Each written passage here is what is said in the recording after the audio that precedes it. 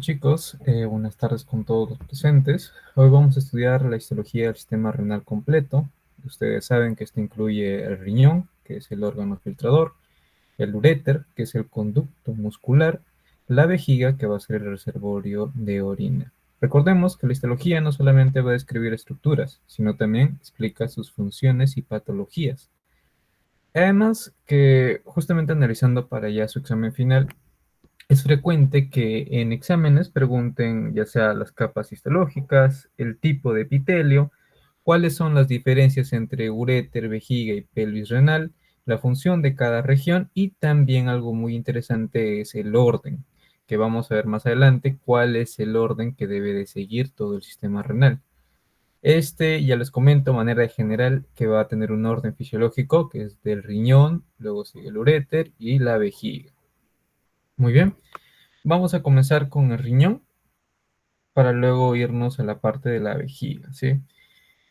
Como bien estábamos viendo anteriormente, el riñón, la organización macroscópica básica, es que, bueno, puntos importantes que deben de recordar es que nosotros debemos de centrarnos tanto en la médula renal como la corteza renal, como pueden ver en la imagen, de las cuales lo que nosotros debemos de observar, nosotros debemos de ponerle más hincapié, es en la corteza renal, porque en la corteza renal vamos a poder encontrar al glomérulo renal. Este glomérulo renal va a ser muy importante porque, como bien habíamos visto, una parte de este va a contener a su epitelio, ¿no? Que es un epitelio plano simple. Pero antes de pasarnos en el epitelio, vamos a ver un poco de su estructura. Habíamos visto que este estaba compuesto por la cápsula de Bowman. La cápsula de Bowman tiene dos hojas, una hoja parietal y una hoja visceral. La hoja parietal, como pueden ver en la imagen, esta hoja parietal eh, sirve como aquí como base para que puedan descansar las células planas, que es justamente aquí donde vemos el epitelio plano simple, mientras que la hoja visceral va a tener otra función donde vamos a ver que dentro de este acúmulo es donde encontramos a los podocitos. Muy bien. La corteza renal. La corteza renal es, como pueden ver, más oscura. Acá vamos a distinguirlo en un inicio. La corteza renal es más oscura y va a ser rica en glomérulos. La médula renal, como pueden ver, va a ser más clara y esta va a tener túbulos rectos y también las asas de Henle. Asimismo, también vamos a poder ver en un extremo las pirámides renales, que es justamente una parte de esto. Como pueden ver, pirámides, justamente por esta forma que va a tener, ¿sí? Ya, esas es las pirámides renales, que justamente terminan en la papila renal. Luego veremos a la pelvis renal, que es justamente ya pasando, que la pelvis renal en sí va a ser tapizada por urotelio. Urotelio, tal vez ese nombre deben de recordarse porque es el epitelio de transición que estábamos encontrando en la vejiga, ¿no? Y epitelio de transición porque veremos que pasa de un epitelio con células globosas a un epitelio con células en sombrilla, ¿no? Umbrella cells.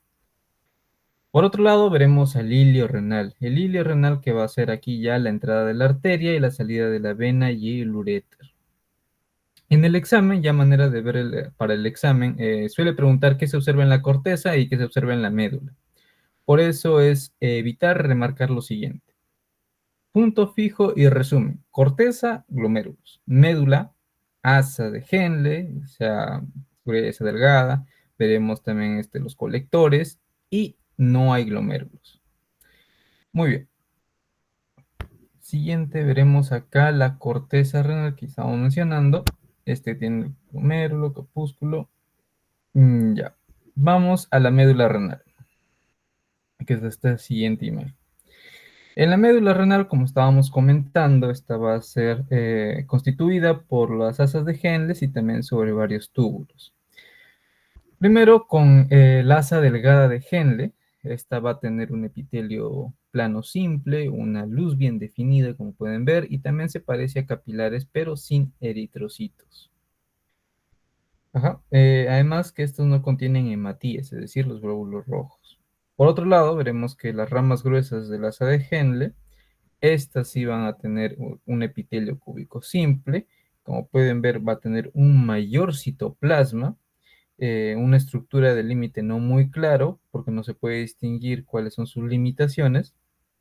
Va a tener el mismo tamaño que el túbulo colector que veremos en un momento, y va a ser algo interesante, es que como bien dije, va a tener mayor citoplasma. Se puede distinguir tanto la rama delgada como la rama gruesa porque una se ve más definida, más limitada, y además, como pueden observar, tiene mayor citoplasma. Es decir, pueden ver que es más grande la parte blanquecina, ¿no? Que es la luz, el lumen, y también pueden ver más, con más grosor la parte rosada, ¿no? Que donde se puede distinguir todas estas células. ¿Cómo lo se diferencian aquí? Acá está todo este citoplasma que se puede distinguir, y acá está también cómo se distingue, porque a diferencia de esto, ¿no? Que son la asa delgada Henle. Muy bien, luego pasando al túbulo colector, esta se va a caracterizar porque tiene células cúbicas altas, como pueden ver. Células cúbicas altas, tienen límites celulares bien definidos, es decir, puedes ver de dónde a dónde terminan las células que lo presenten, en este caso son células cúbicas. Tiene una luz amplia, y también va algo interesante a nivel fisiológico, es que responde al ADH, ¿no? Que es justamente la vasopresina. Muy bien, luego veremos que se notan los límites claros de la célula con reborde interno redondeado, sí, justamente lo que estábamos comentando, ¿no? Muy bien, acá también otra vista que pueden observar, la delgada de Henle, cómo se distingue, y estábamos diciendo, ¿no? Que se parece a los capilares, pero sin eritrocitos, porque son muy delgados, un epitelio plano simple, ¿no? Luego también veremos acá la gruesa de Henle, donde claramente no podemos distinguir las limitaciones, es decir, no puedo ver si esta célula termina acá o termina acá, no se puede distinguir muy bien. Es por eso que al toque, si no se distingue, es asa gruesa de Henle. Por ende, este va a tener un epitelio cúbico simple donde hay mayor citoplasma, y en tamaño vamos a ver que se parece mucho al túbulo colector. Y en el túbulo colector, que tiene unas células cúbicas altas, veremos que ya se distinguen los límites celulares. Como pueden ver acá, ya sé que este es el límite de la célula, hasta acá termina, porque tiene como un margen. Además, como estamos diciendo, la parte fisiológica, son los que responden al ADH. Un dato que siempre cae bien es que los túbulos colectores y las asas gruesas tienen tamaño similar, pero los colectores tienen células con bordes muy definidos, ¿ok? Los túbulos colectores van a tener células con bordes muy definidos. Esto tal vez les pueda servir para la parte del examen de práctica microscópica. Ya, muy bien. Luego, yéndonos a a esta parte de aquí, en la papila, como estábamos comentando, toda esta pirámide, y que termina en la papila renal, que luego posteriormente de la papila renal sigue el cáliz, y luego del cáliz sigue la pelvis renal, donde veremos que hay un mayor acúmulo de tejido adiposo. A ver, primero, la papila renal es la salida final de la orina. Esta está recubierta por el epitelio transicional, al igual que el uréter. Veremos que el cáliz menor recoge la orina de la papila, y entonces la papila renal va a actuar como un embudo recubierto por urotelio. Aquí una pregunta que me hicieron en mi examen es, ¿desde qué parte del sistema renal aparece el epitelio de transición? Y ustedes tienen que responder desde la pelvis renal hacia abajo, ¿ok? Desde la pelvis renal hacia abajo. Ya, muy bien. Acá también podemos observar la pelvis renal con tejido adiposo. En algunos casos vamos a poder ver acá la arteria renal. Se puede distinguir que es la arteria renal justamente porque es un poco más gruesa, ¿no? Toda esta zona iliar, como estábamos comentando, el ilio. Y ahora vamos a pasar al uréter. Muy bien, al uréter. Por otra parte, vamos a ver el uréter. ¿Qué es el uréter? Se preguntarán, y cómo podemos distinguir o qué debemos de ver en una imagen histológica. Primero, el uréter va a ser aquel que conecta el riñón con la vejiga. Ese es algo anatómico, ese es algo que nosotros debemos de conocer como ciencia básica, ¿no? Vamos a ver que se puede distinguir porque va a ser una luz estrellada. ¿Cómo la luz estrellada? Miren, acá está. Este lumen parece, tiene una forma de estrella, ¿no? Acá está. Este es un lumen estrellado. Perfecto. Esta forma estrellada, ya. A ver, ¿se sigue viendo? Ya, sí se sigue viendo, ya. Esta forma estrellada es por una contracción del músculo. No es fija y además va a depender del estado funcional. Esto es algo muy característico del uréter. Algo interesante también es, como bien estábamos comentando, su epitelio. ¿Qué epitelio va a tener? Un epitelio de transición, es decir, urotelio, ¿no? Es estratificado, pero cambia de forma según la distensión. Por ejemplo, veremos en un inicio, bueno, a manera de recordar, vamos acá a poner células superficiales, acá tenemos las células intermedias, ustedes saben que se clasifica por capas, ¿no? La capa superficial, la capa intermedia y también la capa basal. Entonces acá vamos a poner células superficiales, células intermedias y células basales. En la capa superficial vamos a encontrar a lo que les decía, las umbrelas, es decir, las células en sombrilla. Por otro lado, veremos que en las células intermedias veremos que estas son, en sí, lo más importante es que tiene una forma piriforme.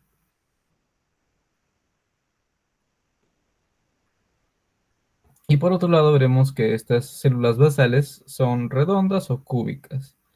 En algunos libros, como van a verlo, por ejemplo, en el Atlas de Histología, lo menciona como células globosas, porque justamente son como un globo, de una forma redonda. Ya, muy bien. Vamos a ver cómo pasan de una capa basal, que es lo que primero se obtiene, con células globosas, luego van a transformarse ya en una forma piriforme y van a terminar en las células en sombrillas. Es por eso que se denomina como un epitelio en transición. Epitelio de transición o también conocido como urotelio. Esto es a manera de un feedback, porque esto ya lo habíamos comentado antes. Muy bien, el uréter no tiene glándulas en su mucosa. Esto ténganlo muy bien en claro. Si les pregunta, ¿verdadero o falso? ¿El uréter tiene glándulas en su mucosa? Falso. El uréter no tiene glándulas en su mucosa.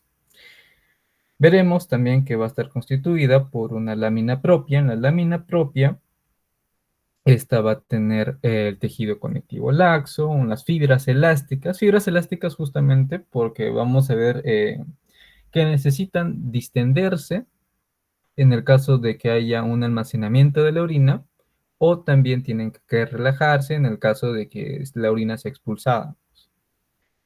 Por otro lado, veremos que en algunos casos va a haber vasos sanguíneos en la muestra histológica.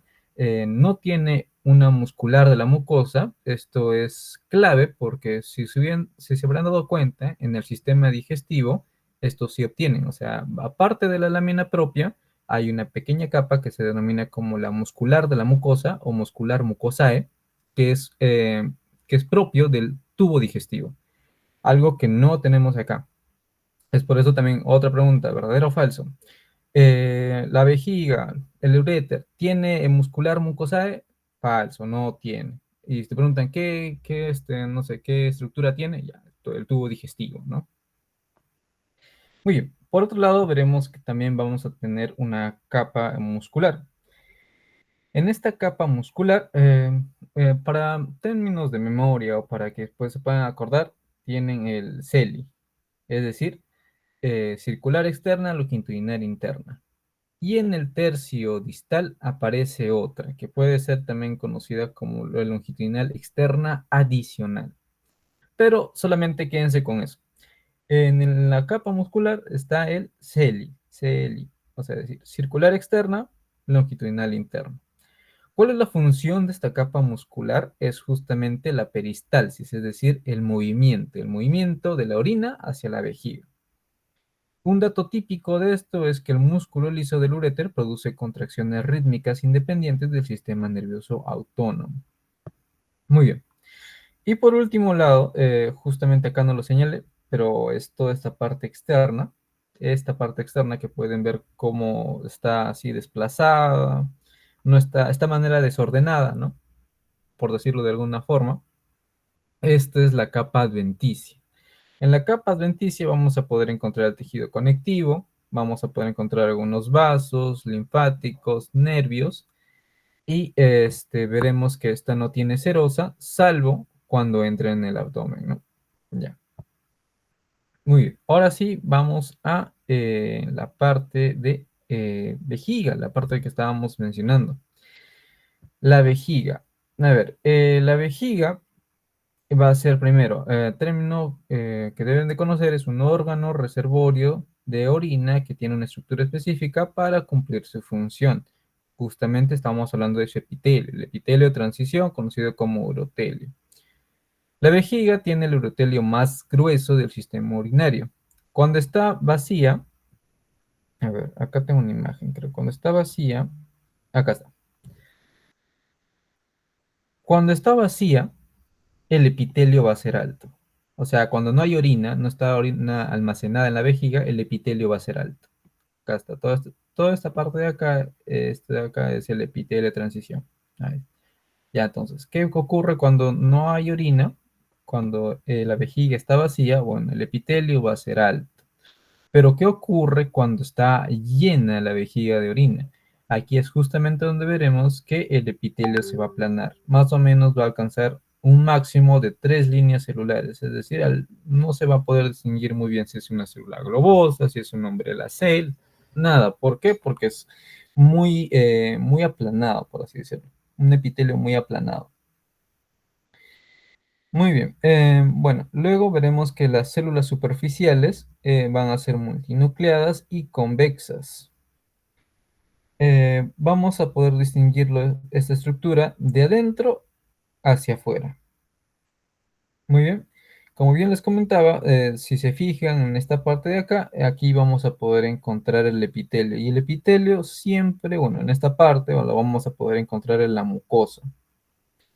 Esta mucosa, donde encontramos el epitelio polimórfico, también se puede conocer como polimórfico, de transición o urotelio, es que es característico de adaptarse en cuanto a su grosor. Ya estábamos comentando, ¿no? Cuando la vejiga está llena, se vuelven células aplanadas.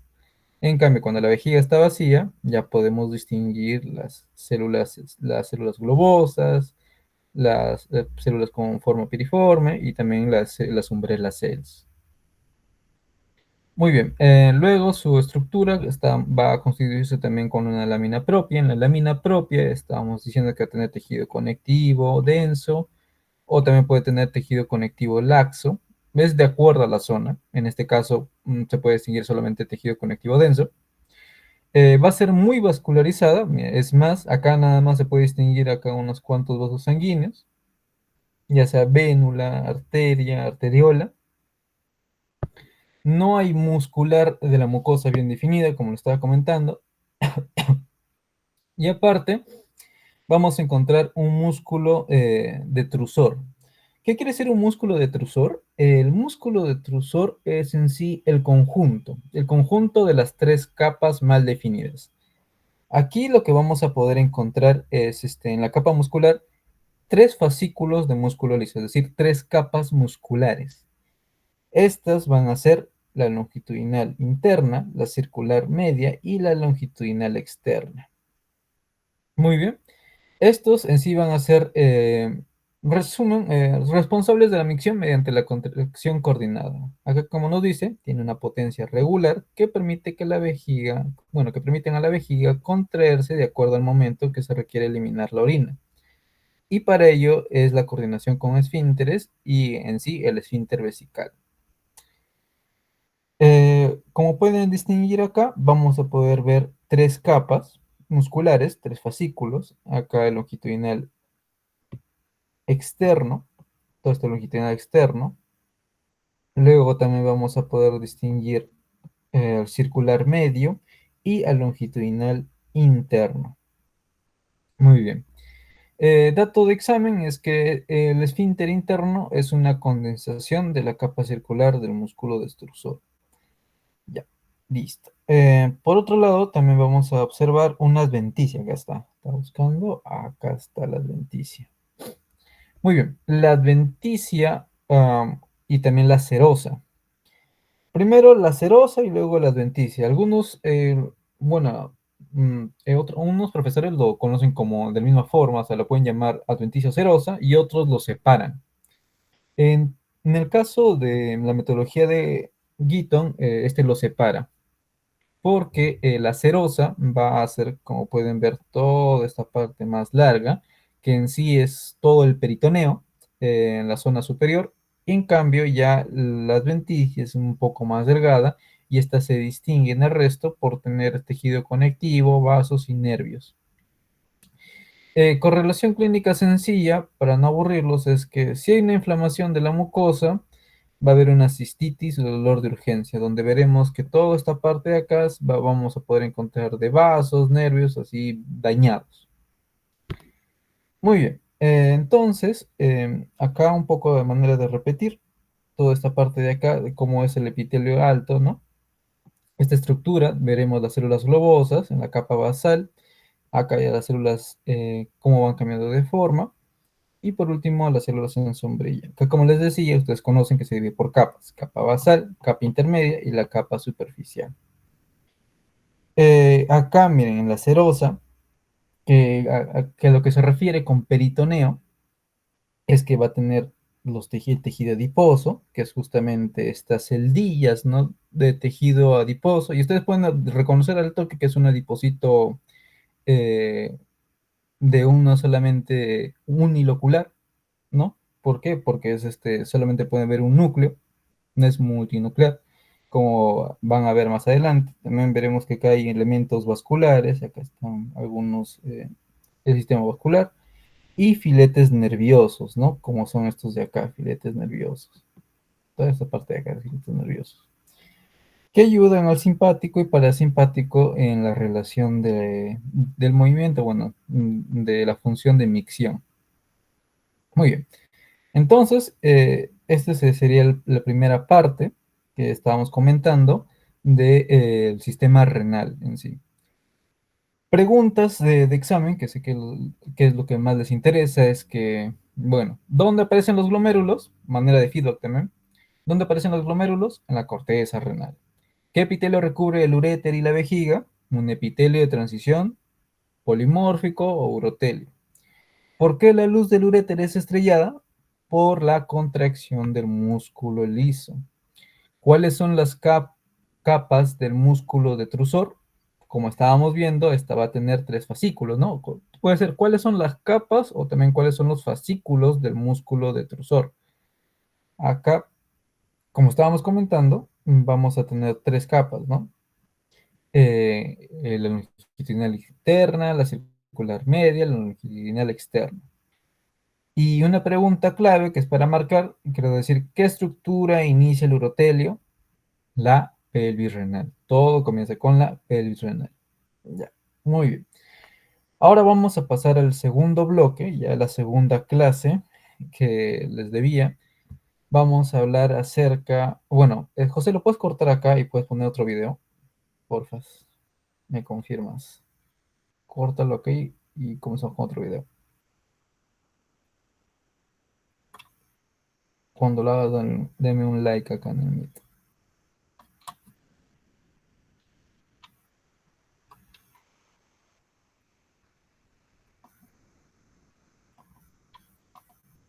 Ya, bueno, ya está ya, supongo. Bueno, ahora vamos a hablar en sí del aparato urinario según cómo lo clasifica el profesor Guito, ¿no? Veremos que en sí el riñón con más detalle. Si bien habíamos conocido ya el glomérulo, ahora vamos a conocer para qué sirve o qué estructuras hay aparte del glomérulo y justamente cuál es su función fisiológica o, bueno, patológica que puede ocurrir dentro de este. Vamos a conocer su estructura microscópica, la nefrona completa, la formación de la orina y también alguna relación entre la corteza y la médula. Para ello vamos a utilizar justamente estas pequeñas láminas histológicas que son, por así decirlo, reales porque las sacamos del Pad Presenter para poder identificar cada una de sus funciones. Entonces, en una vista panorámica vamos a poder observar lo siguiente. Toda esta parte de acá. Como bien estábamos mencionando anteriormente, podemos distinguir una corteza renal, toda esta parte de acá, que es la corteza renal, una médula renal, que va a ser toda esta parte de acá. También esta parte de acá es conocido por su forma como las pirámides, pirámides de Malpighi. Muy bien, pirámides de Malpighi. Luego también ya la parte terminal, justamente esta pequeña parte, se conoce como la pupila renal. Y luego, ya continuando con la estructura, seguimos con las cálices renales. Eso es en un primer inicio lo que podemos observar. Luego, más adelante, vamos a poder observar, acá creo que tal vez se nota, no se nota. Mm, ya bueno, más adelante vamos a poder observar, eh, un poco más adelante de acá, vamos a poder observar la pelvis renal y la cápsula renal. Ojo, los glomérulos, como estábamos comentando, solamente están a la corteza y el inicio del urotelio aparece en la papila o bueno, si es que no se distingue muy bien, pues en algunos libros lo conocen como también como el cáliz menor, porque es lo que continúa. Ya, el riñón. El riñón, término que debemos de conocer, es un órgano muy importante, que es vital. Estos van a estar protegidos por tejidos, huesos y músculos. Son órganos retroperitoneales. Eso es un término anatómico. Tiene una grasa perirrenal que lo protege en ambos riñones, una fascia de Gerota, que es el tejido conectivo denso potente, que justamente reviste todo el complemento renal, formando así las células renales. La parte de embriología de cómo se forma este riñón es que todo comienza con el pronefro, luego sigue con el mesonefro y luego sigue el metanefro. Esto seguramente ya lo habrán estudiado. Por eso no reitero mucho, porque no pregunta mucho estas partes, ¿no? Es más embriología. Muy bien. Eh, la cápsula renal, como vamos a poder distinguir más adelante, un dato importante, la cápsula renal, que es justamente esta parte de acá, es este pequeño margen de tejido fibroconectivo.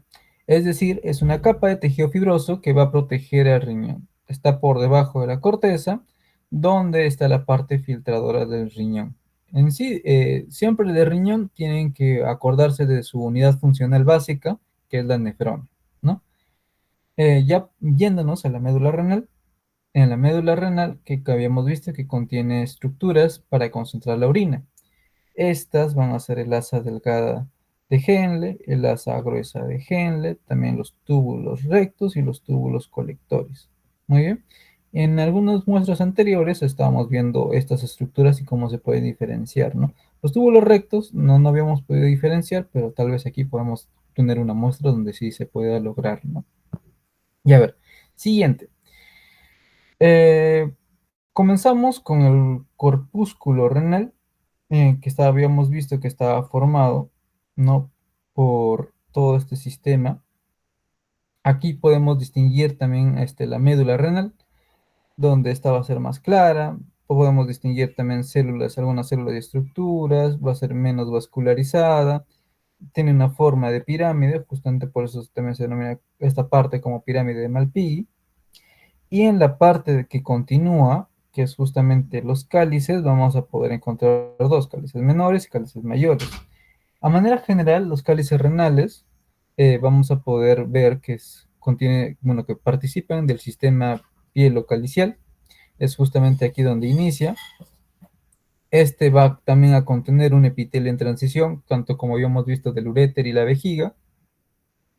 Aparte de ello, vamos a poder distinguir tres capas. De nuevo, la capa basal, la capa intermedia y la capa superficial, donde habíamos visto estas células globosas y luego las células en sombrilla. Acá, como bien les comentaba, va a haber cálices mayores y también cálices menores. Luego de los cálices renales, pasa la pelvis renal. Luego de la pelvis renal siguen los uréteres y luego de los uréteres prosiguen, ¿no? Para poder producir, bueno, para poder eliminar la orina. Muy bien. Algo importante que, bueno, preguntan normalmente sobre los cálices renales es sobre su función.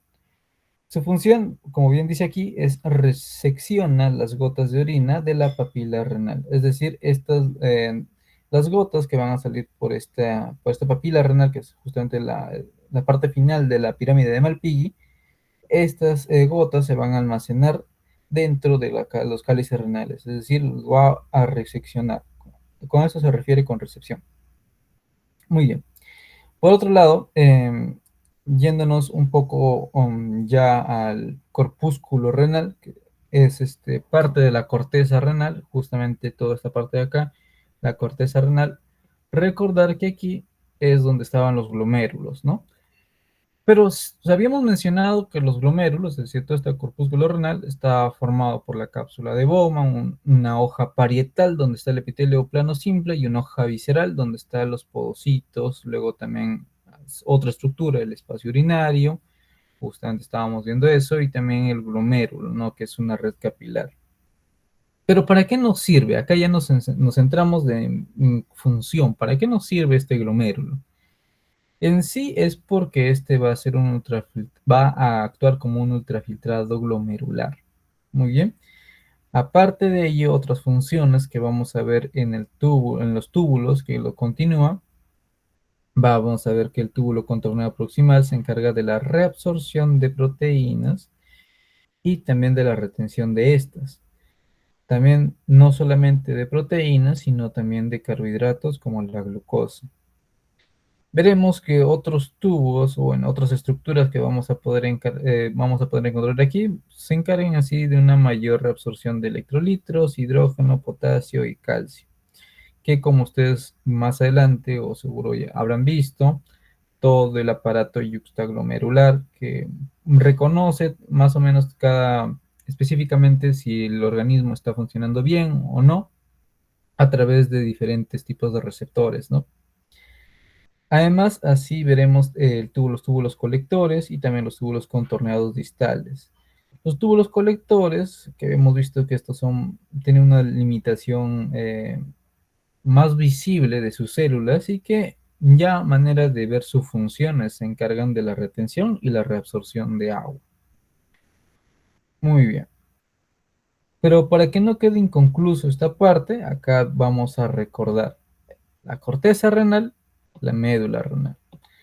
En la corteza renal, una vez más, siempre es bueno recordar un poco las cosas. La corteza renal está formada por el corpúsculo renal, es decir, todo este glomérulo que estábamos viendo, ¿no? Ya. Aquí vamos a poder encontrar tres estructuras. La cápsula de Bowman, que va a tener una hoja parietal y una hoja visceral. La hoja parietal va a tener el epitelio plano simple y la hoja visceral va a tener los podocitos, ¿no? Que justamente aquí, aparte de los podocitos, vamos a ver que justamente desde el glomérulo acaba de ser una red capilar. Y función importante es porque bueno, constituye el ultrafiltrado glomerular, ¿no? Además que también hemos visto que va a haber un espacio urinario. Ya. Aparte, el glomérulo. Características importantes del glomérulo es que esta va a tener una membrana de filtración trilaminar, es decir, donde vamos a poder encontrar tres láminas. Estas son, el glomérulo, ya, tres láminas. ¿Cuáles son? El endotelio fenestrado, una membrana basal glomerular y también una hendidura de filtración entre los podocitos. ¿Cuáles son los podocitos? Tal vez si no lo he mencionado. Acá, mira, acá de nuevo vamos a repetirlo, pero si se quedan con la duda de cuáles son los podocitos son estas partes de acá, estas son las células que están dentro.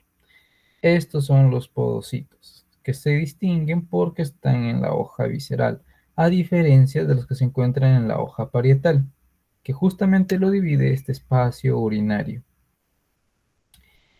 En la hoja parietal, como, bueno, recordar, se encuentra el epitelio plano simple, o sea, células planas.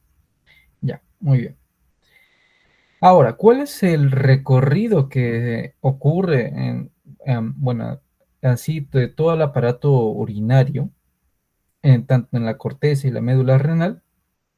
veremos que comienza todo con, con una arteriola, la arteriola aferente y la arteriola eferente, ¿no?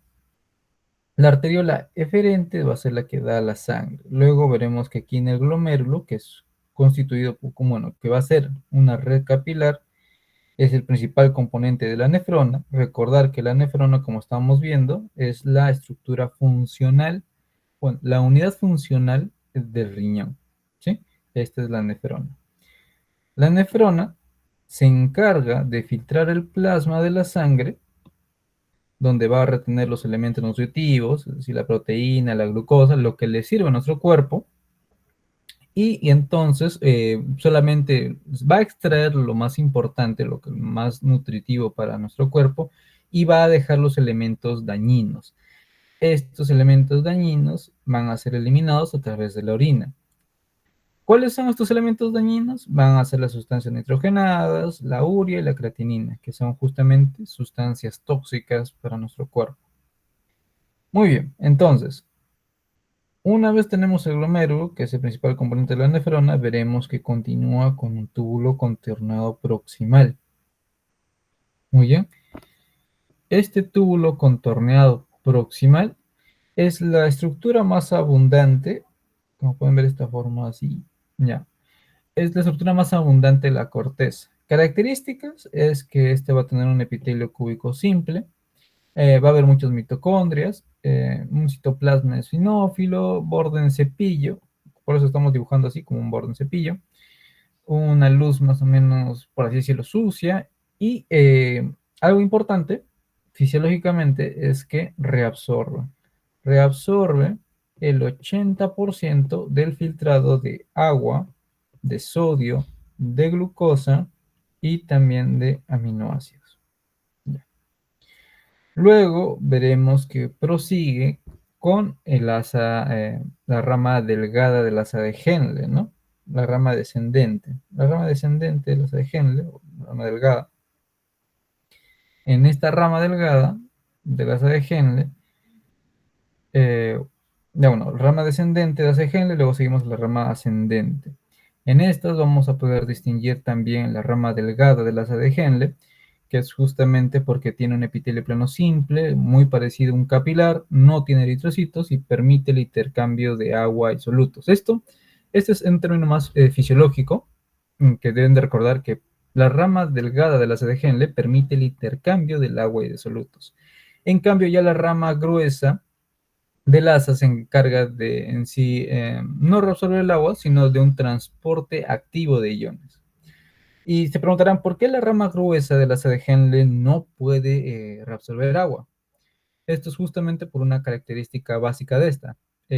Seguramente ustedes habrán escuchado el término impermeable, ¿no? Impermeable es decir, no reabsorbe agua. Esto es justo característico, además que también va a tener un epitelio cúbico simple. Ya luego de esto, continuamos con el túbulo contorneado distal. Este túbulo contorneado distal va a servir justamente como un punto de conexión para que pueda llegar al túbulo colector. En el túbulo colector se va a poder distinguir aquí donde termina ya en la papila. Veremos acá las células cúbicas altas, los bordes celulares muy marcados, una luz muy ancha. Y como bien estábamos reiterando, esta responde a una hormona que va a ser la ADH. Muy bien. Ahora, para la formación de la orina, ¿cómo es que se formaba la orina? Algo más o menos papel de la nefrona, es que nuestro cuerpo va a querer regular la concentración y el pH de la sangre.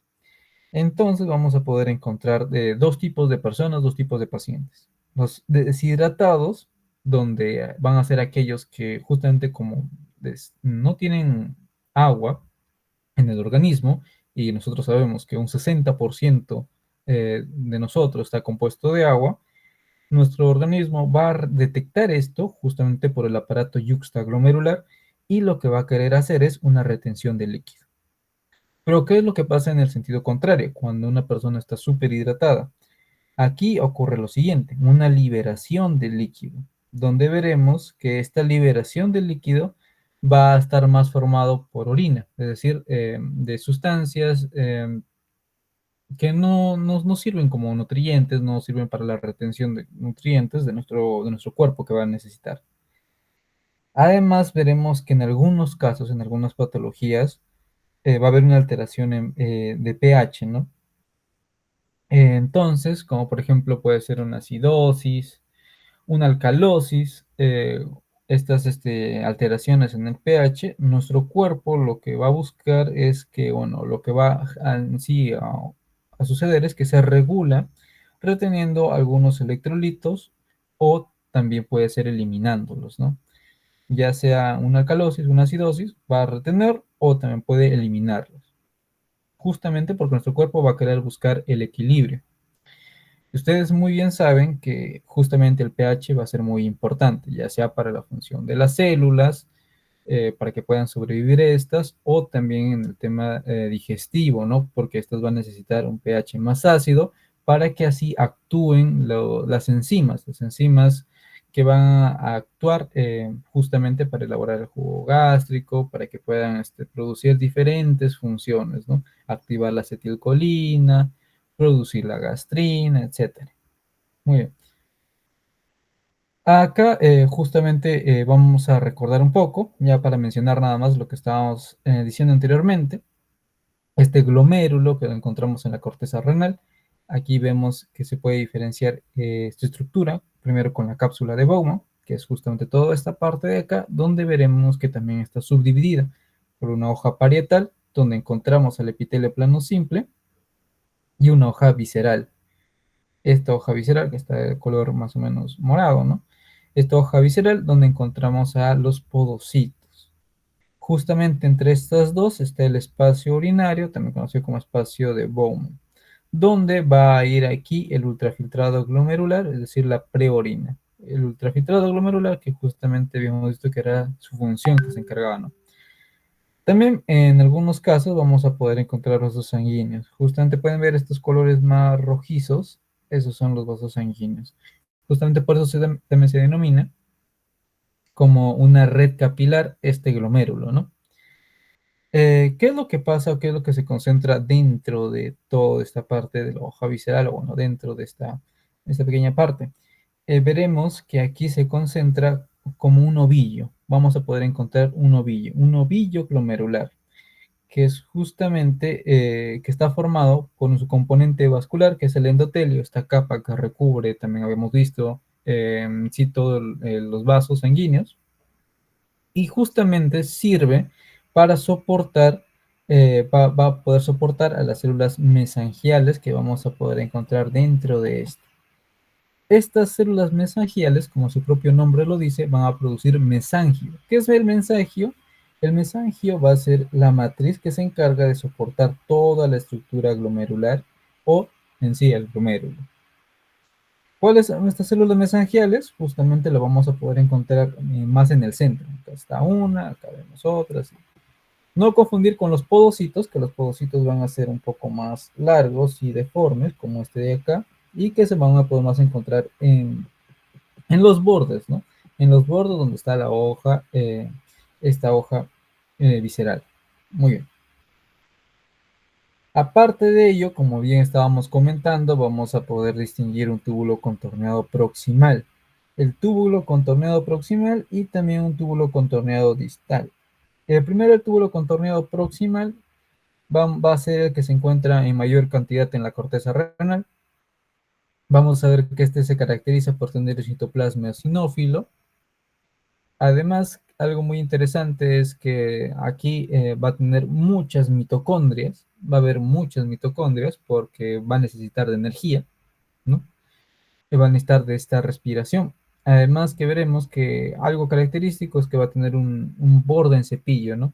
Como pueden ver, una luz más pequeña con aspecto estrellado y su función es, bueno, reabsorber el 80% del filtrado, ¿no? Ya sea todo el agua, el sodio, la glucosa, los aminoácidos. Muy bien. Por otro lado, el túbulo contorneado distal. Este va a ser característico porque tiene un epitelio cúbico simple. Justamente lo podemos distinguir acá. al igual que el túbulo contorneado proximal. Pero ¿cuál es la característica que se puede diferenciar a simple vista? Es su luz. Acá podemos ver una luz más amplia y limpia, y acá vemos una luz, un aspecto estrellado y por así decirlo más sucia, ¿no?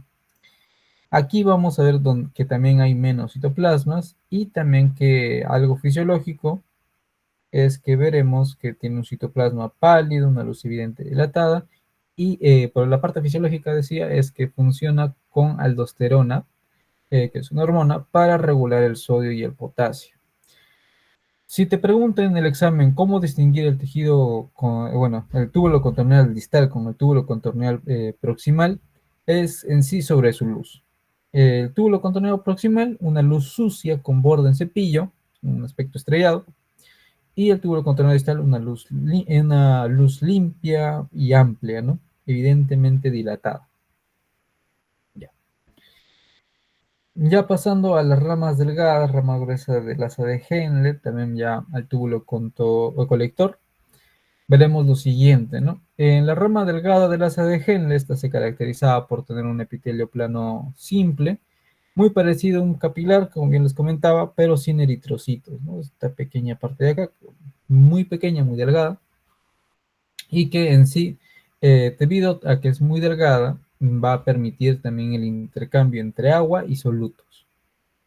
Por otro lado, la rama gruesa del asa de Henle, esta que contiene también un epitelio cúbico simple, al igual que veremos que el túbulo colector, esta en sí no reabsorbe agua porque, como bien les comentaba, no, acá vamos a poder distinguir algunas, no va a reabsorber agua porque es impermeable, es decir, no permite el paso del agua. Es por ello que veremos que va a tener otra función, el transporte activo de iones, que estos van a ser más pequeños que una gota de agua. Muy bien. Asimismo, vamos a ver el túbulo colector. El túbulo colector, que justamente va a tener también un epitelio cúbico simple, en sí las células cúbicas van a ser altas, y que se puede distinguir porque va a ser muy, ¿cómo decirlo? Sus bordes celulares muy marcados, ahí está. Va a ser muy marcado o muy limitado, como estamos viendo, delimitado. Va a tener una luz ancha, como pueden observar, y esta responde a la hormona DH. Un dato de examen es que, acá está, justo lo que quería mencionar, célula con reborde interno redondo. Ya, un dato de examen es que el mecanismo multiplicador contracorriente, que es justamente yéndonos a una parte fisiológica, que corresponde ya a todo lo que es la formación de orina y cómo nuestro cuerpo reacciona también en la parte hormonal, todo el mecanismo multiplicador contracorriente va a depender tanto del asa delgada y el asa gruesa de Henle. Muy bien. Tanto el asa delgada y el asa gruesa de Henle. Muy bien. Eh, Luego ya veremos que, bueno, las limitaciones o entre la rama delgada, la rama gruesa y el túbulo colector, vamos a ver que hay unos espacios que se conoce como intersticio. Este espacio que, bueno, separa un túbulo de otro, ¿no? Ya sea las ramas delgadas entre sí o también el túbulo colector. Ya. A ver, resultado, no, ok, ya está, ya está, ya está. Bueno, acá mencionar de nuevo un poquito más el uréter, que justamente ya es la continuidad. Recordar que estábamos viendo la papila, el orden, ¿no? Papila, cáliz, cáliz y también la pelvis renal. Muy bien, la papila renal que ya habíamos mencionado era esa zona donde drena la orina concentrada. Ahora, yéndonos ya hacia lo que es toda la parte del uréter, vamos a poder, como bien dije, distinguirla por este aspecto de su luz, una luz estrellada, que es justamente algo muy marcado debido a su función, ¿no? Almacenar orina o también, bueno, distenderse o relajarse de acuerdo si está almacenado o si va a eliminarse la orina.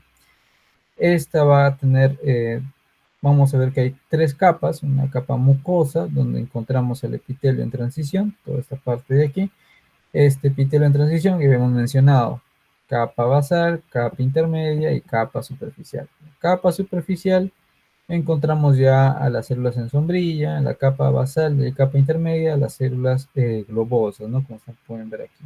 Eso es lo que estábamos mencionando anteriormente, justamente porque es un epitelio en transición, es decir, va cambiando. En la submucosa o la lámina propia vamos a encontrar el tejido conectivo, ya habíamos dicho, también en la muscular, recordarles siempre el celi, que es justamente toda esta capa muscular de músculo liso, C, circular externa, Li, de longitudinal interno. Y en la adventicia, que es justamente sin peritoneo, encontramos el tejido conectivo, tejido adiposo, vasos sanguíneos, nervios. ¿Ya? Eso es lo que estábamos mencionando. Acá también recordar que esta tenía tres fascículos, ¿no? La longitudinal externa, la circular media y la longitudinal interna. Toda esta capa muscular. Ya. Luego también veremos que va a tener acá este epitelio, esta mucosa, la lámina propia. No contiene la muscularis mucosae, que cuando la vejiga está vacía se distienden y cuando la vejiga se llena se aplanan, ¿no? Esto ya de manera de feedback, un poco más de láminas que pueden estudiar si quieren más o menos practicar para su examen práctico. Y ya, pasamos al siguiente tema, el bloque 3. Este bloque, sí, José, si puedes parar y de nuevo grabar, o sea, cortar y de nuevo grabar, sería bueno. Ya, pero bueno, igual si queda todo en una misma clase, no hay problema. Pero bueno, este ya es de los últimos temas, porque el sistema reproductor masculino va a ser el último tema. El sistema reproductor femenino. Eh, en la parte histológica del sistema reproductor femenino vamos a incluir cuatro cosas, ¿sí? Primero, como pueden ver aquí, la placenta. Luego veremos al endometrio, que es la fase proliferativa y secretoria. Luego también veremos el cuello uterino. Y el cuarto, veremos al ovario joven y también un ovario postmenopáusico. Esto ya es con las personas de edad. En sí lo que veremos, bueno, nos vamos a enfocar en diferenciar las estructuras claves que siempre aparecen en exámenes para que les pueda servir a ustedes. Comenzando con la placenta. En la placenta vamos a una vista general de esta es la cara fetal. Vamos a poder tener una cara media y una cara materna. La parte media más conocida, ¿no? Cara fetal, una parte media y la cara materna. La placenta va a estar formada por dos caras y una zona o una parte. Veremos que la cara fetal, que es justamente toda esta estructura, esta cara fetal va a estar recubierta por amnios y corio. En cambio, la cara materna, veremos que esta ya constituye a la decidua basal, que veremos en un momento.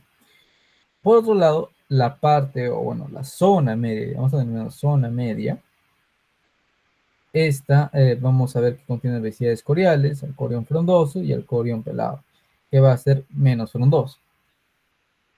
En sí va a estar llena de vellosidades coriales, ¿sí? Eso es lo más importante.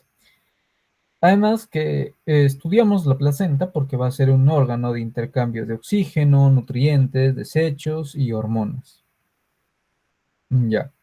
Acá en la parte de deciduo, justamente hablando de la cara materna, ¿no? La cara materna, que vamos a poder, haciéndole un pequeño zoom, encontramos acá las células del citoplasma cubicular rosado. También podemos encontrar células endometriales modificadas, ¿no? Dentro de esta, un poco más abajo, encontramos toda esta parte. Como pueden ver, esta es la cara materna, y si vemos un poco más abajo, encontramos esto. Que esta es toda la parte de deciduo. En la deciduo encontramos esta célula de citoplasma cubicular rosado, que contiene, en algunos casos, las células endometriales modificadas. Ahora, yéndonos en esta parte de la cara materna, hacemos un pequeño corte, una pequeña muestra para poder distinguir aquí algunas estructuras. Vamos a poder explicar aquí las vellosidades coriales, que son unidades funcionales de intercambio, y va a tener tres componentes clave: el sincitio-trofoblasto, el citotrofoblasto y el estroma velloso. El sincitio-trofoblasto va a ser esta capa externa, multinucleada que produce lo que podemos conocer como esto, CHG. Luego veremos que también algo importante es que va a estar en contacto directo con la sangre materna. Por otro lado, el citotrofoblasto, que es la capa interna, como pueden observar, acá está el citotrofoblasto, el citotrofoblasto, que acá está, no se distingue, creo, ya. Pero va a ser un apartado dentro de este. El citotrofoblasto va a ser la capa interna de las células cúbicas que se reduce mucho en un embarazo avanzado, ¿no? O tal vez también en una patología. Y acá también podemos distinguir yemas sincitiales, que como pueden observar, este citotrofoblasto, como está acá, se puede ver acumulado. Acá está. El acúmulo de células citotrofoblastos va a ser conocido como yemas sincitiales. Todo esto, como les decía, van a ser las vellosidades coriales. Dentro de estas vellosidades también vamos a poder encontrar una parte vascular, que estos se denominan como capilares coriales. Estos capilares coriales, dentro de ellos vamos a poder distinguir acá los hematías, ¿no? Los glóbulos rojos. Muy bien. También el estroma velloso, que es justamente acá el espacio intervelloso, donde vamos a poder distinguir las lagunas, ¿no? Entre estas estructuras, que en sí se encargan de almacenar la sangre para llegar al feto. Este estroma velloso que estábamos mencionando de las vellosidades coriales, toda esta parte de rosadito, toda esta parte de acá, donde podemos encontrar también los capilares coriales, en sí nos va a servir como un punto para poder distinguir fibroblastos, que justamente forman esa matriz, los vasos fetales, que pueden ser arteriolas y también pueden ser vénulas. Algo interesante, pregunta de examen. ¿La sangre fetal se mezcla con la materna? Respuesta, no. Nunca, nunca de los nunca. Bueno, tal vez en una patología, pero en un embarazo normal, en una persona normal, la sangre fetal nunca se mezcla con la materna. ¿Por qué? Porque estas están separadas por la barrera placentaria, como estábamos viendo, esta barrera placentaria. Muy bien. Acá, de nuevo, recordar acá vemos otras vellosidades, ya hacia la cara fetal, como yéndonos un poco más arriba, acá, por esta parte de acá, si hacemos un zoom, podemos encontrar esto, que son las vellosidades troncales. Esto no se menciona mucho, pero sí sirve para que se den cuenta de si es la cara fetal o en qué cara más o menos se encuentra. Ya yéndonos una parte más periférica, ¿no? Y ya por encima de la cara fetal vamos a poder encontrar toda esta estructura, ¿no? Un pequeño corte, vemos acá toda esta parte externa, ya sería el líquido amniótico. Vamos a poder ver una zona coriamniótica, una membrana también coriamniótica y un epitelio cúbico del corión. Acá, como bien les dije, va a contener también a los amnios. Estos amnios en sí que van a tener un aspecto de tejido conectivo y van a tener en sí una función de protección. Muy bien. A ver. Ahora, recordar que en la cara fetal, que es la más interna, vamos a encontrar a los amnios. Estos van a estar cubiertos por epitelio cúbico simple, como estaba mencionando. Y además, la decidua, yéndonos a esta parte de decidua, sobre su función de la decidua basal, justamente aquí donde encontramos estas células de citoplasma cuboidal rosado, las células endometriales modificadas, en sí también conocidas como células deciduales, porque van a ser estromales grandes, eosinófilas, como pueden ver estos puntitos, ¿no? De morado, donde también vamos a poder encontrar vasos maternos dilatados. Pero en sí, un dato clave solamente de esta parte de decidua es que la decidua es el endometrio modificado por la progesterona, que es justamente una hormona que se va a secretar más durante el embarazo. Ya. Sí, eso es lo más importante hasta aquí de la placenta. Ahora vamos al endometrio. Un ratito, toma agua.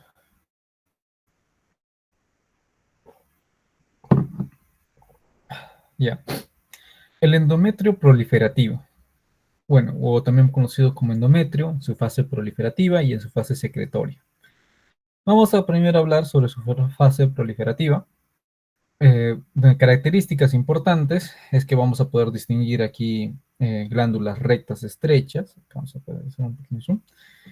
Glándulas estrechas, glándulas rectas estrechas, un estroma denso, un endometrio delgado y también predomina dentro de las hormonas el estrógeno.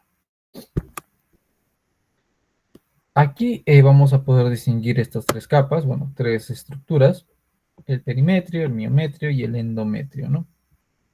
Dentro de estas vamos a distinguir al endometrio. ¿Cómo se puede distinguir un endometrio de la fase proliferativa con la fase secretora? Es justamente por la tinción y también podemos poder ver por tal vez la posición, ¿no? El endometrio está más acá, podemos encontrarlo abajo, en cambio acá el endometrio lo podemos encontrar en la capa superior. Es lo más típico. Ahora, como bien les decía, las estructuras que vamos a poder, haciéndole un zoom en el endometrio, vamos a poder encontrar lo siguiente, ¿no? Que van a ser, primero, aquí vamos a ver que hay más estroma que glándulas. Vamos a ver que estas glándulas son pequeñas las glándulas endometriales. También vamos a ver que son muy estrechas, no hay mucha luz, su luz no es muy amplia. Una luz, si en cambio, en caso tiene la luz va a ser redondeada. Estas glándulas, en algunos casos que se encuentran dentro de estas, las glándulas endometriales van a tener un epitelio cilíndrico simple, no van a tener contenido o en caso va a tener un contenido muy pobre. Esto es justamente propio de un endometrio proliferativo. Ya. Otra importante característica de cómo diferenciar un endometrio proliferativo con un endometrio secretor es que las glándulas, como pueden ver aquí, son tubulares y rectas. Tubulares y rectas. En cambio, acá vamos a poder ver otro tipo de glándula, que es justamente pasando al endometrio secretor. ¿Por qué se denomina endometrio secretor o por qué hay endometrio proliferativo? Es justamente relacionado al embarazo. Después de la ovulación, la progesterona transforma el endometrio. Esta es la parte embriológica. Entonces veremos que las glándulas que estábamos viendo, que era un aspecto recto, ¿no? Ahora van a tener una forma de sacar corchos, por así decirlo, ¿no? Una forma de sacar corchos o también una forma asimétrica. La luz va a estar llena de secreción glicoproteica y este, a diferencia del otro, va a encontrarse en su capa superior, va a ser más amplio y el endometrio va a ser más grueso. Además que su estroma va a ser edematoso. ¿Qué significa edematoso? Es justamente lo siguiente. Primero, acá podemos distinguir las glándulas endometriales con este aspecto de sacacorcho o sierra de un serrucho, también lo conocen. Son irregulares o tortuosas, justamente porque tienen este aspecto, son aserrados, tienen un amplio contenido a diferencia del anterior, la proliferativa, y su epitelio es un epitelio cilíndrico simple, y veremos que al llegar a la menstruación, las dos terceras partes, los dos tercios, se desprenden y solamente un tercio queda, un tercio basal nada más queda. Eso es justamente cuando se fecunda o no se fecunda, cómo reacciona el sistema reproductivo femenino, ¿no? Ya. Ahora, por la parte de cuello uterino, donde en sí vamos a distinguir dos cosas importantes, el endocervix y el exocervix. Ya, a ver, el cuello uterino va a tener dos epitelios diferentes. En un lado veremos al exocervix, que va a ser el epitelio plano estratificado no queratinizado, y por otro lado veremos al endocervix, que va a ser el epitelio cilíndrico simple mucosecretor. Entre ambos, justamente va a haber una zona, esta parte de acá, ¿no? Una pequeña zona. La zona donde cambia se va a llamar la zona de transformación o también conocida como línea Z. Ya, esta zona es donde ocurre la mayoría de cánceres de cuello uterino por el BPH, ¿no?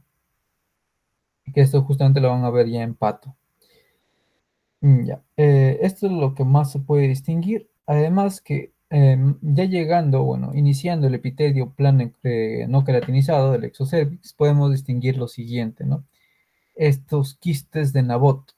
Estos quistes de Nabot porque van a hacer una gran dilatación glandular. Algo muy distinto que se encuentra en el endocervix, como las pequeñas glándulas endocervicales pequeñas, estas pequeñas de acá, de aspecto tortuoso, distinta a un quiste de Nabot.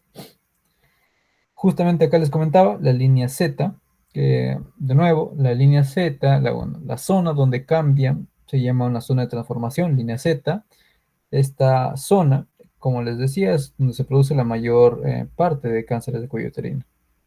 Aquí podemos encontrar cómo cambia del epitelio cilíndrico simple, pasa a un epitelio plano no queratinizado. Y justamente iniciando el epitelio plano no queratinizado, vamos a poder encontrar este quiste de Nabot, un quiste mucosecretor. Acá vemos por otro lado estas glándulas pequeñas, ¿no? Que es particular de esta zona del endocervix, que justamente va a ser catalogada porque vamos a poder encontrar que generalmente son mucosecretoras, es decir, las glándulas mucosecretoras van a poder obstruirse.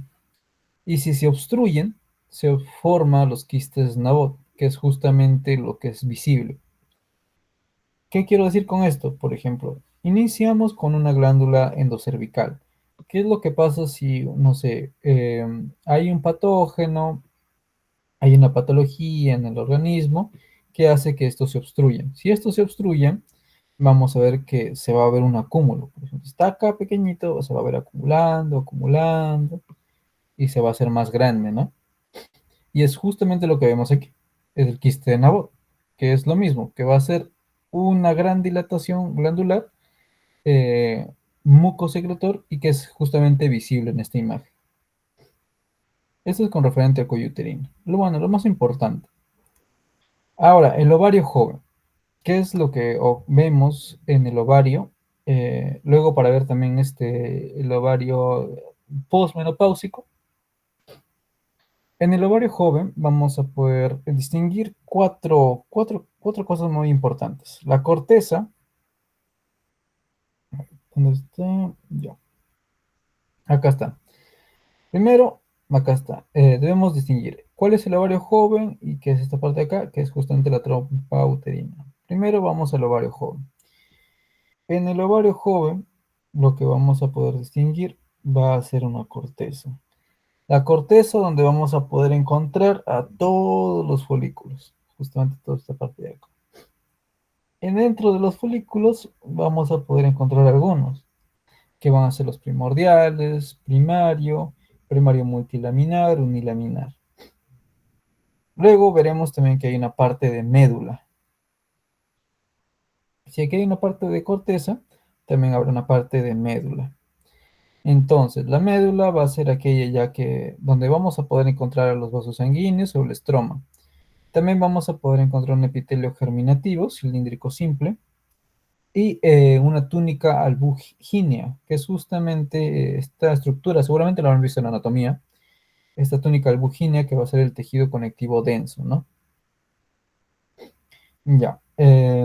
Ahora, al hablar acerca de los folículos, que es lo que más nos interesa, es que van a tener una progresión completa. La progresión completa de los folículos va a ser el primero, folículo primordial. Justamente podemos encontrar aquí al ovocito, este núcleo, estas células planas que están a su alrededor, una capa de células planas y un ovocito visible, ¿no? O también conocido como ovocito. Ya. Luego pasamos a un folículo primario, que puede ser unilaminar porque tiene una monocapa de células cúbicas, como pueden ver acá, o en caso de que haya múltiples capas, un folículo primario multilaminar. Aquí es donde veremos que hay varias capas de células cúbicas. Toda esta parte de acá, que es la capa granulosa, vamos a poder encontrar varias filas, por así decirlo, o hilos, hileras de células cúbicas. Y además, asociados a estos, alrededor, como células de órbita, vamos a poder encontrar las células de la teca. Asimismo, vamos a poder encontrar en los folículos de Graf, bueno, folículo secundario, acá creo que está, acá está, folículo secundario, folículo terciario, ya, pero ya, vamos a continuar con esto para luego recordar, retroceder acá y hablar un poco de la trompa uterina, que también va a ser muy importante. Ya, el folículo secundario, acá como podemos distinguir este folículo secundario, vamos a ver en un inicio que va a tener, si era antes un multilaminar, o sea, tenía tres hileras de capas de células, aquí veremos que ya tiene como cinco o seis, como pueden ver acá, hay uno, dos, tres, cuatro, cinco, ¿no? Acá ya va a ser varias capas de granulosa y espacios líquidos que va a constituir este antro. El antro va a ser la cavidad donde se acumula el líquido folicular, es decir, lo que produce la capa granulosa. Y como bien dije, también, bueno, asociado al, si estamos en un término progresivo, también vamos a encontrar, si en la multilaminar encontrábamos estas células de la teca, aquí vamos a poder encontrar ya sus folículos, los folículos de la teca, que van a ser en sí las células del estroma alrededor del folículo. Y ya otra imagen, esta la saqué la imagen del Di Fiori, tal vez algunos lo reconocerán, un folículo terciario o de Graf.